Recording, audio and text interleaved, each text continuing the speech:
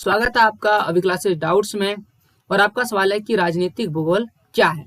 तो यह तो इस सवाल को इस तरह से पूछा जा सकता है कि राजनीतिक भूगोल में किसका अध्ययन किया जाता है। तो इस सवाल का जवाब हम लोग लिखेंगे राजनीतिक भूगोल। राजनीति का मतलब होता है राजनीति से जुड़े हुए तत्वों का अध्ययन करना।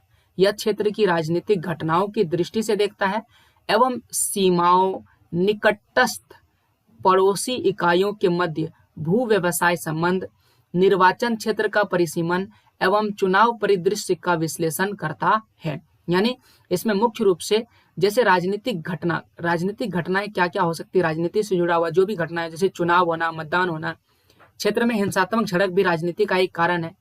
इसकी सीमा कहाँ तक है, जैसे कि झारखंड का सीमा कहाँ तक है, बिहार का सीमा कहाँ तक है, ये भी एक राजनीतिक मुद्दा है। साथ ही साथ इनका निकटतम पड़ोसी कौन है, जैसे झारखंड का निकटतम पड़ोसी बिहार है, छत्तीसगढ़ है, उड़ीसा है, उत्तर प्रदेश है। तो इनके भू व्यवसायिक संबंध भी देखना जरूरी है, उन क्षेत्रों में कैसा संबंध है हमारे क्षेत्र के मुकाबले।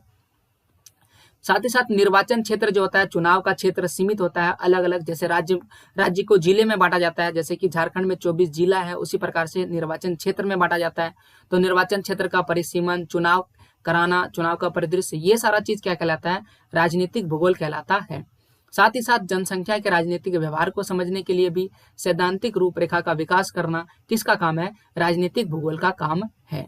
तो यह था आपके सवाल का जवाब कि राजनीतिक भूगोल क्या है। और ऐसे ही सवालों के जवाब के लिए सब्सक्राइब कीजिए अभी क्लासेस डाउट्स को।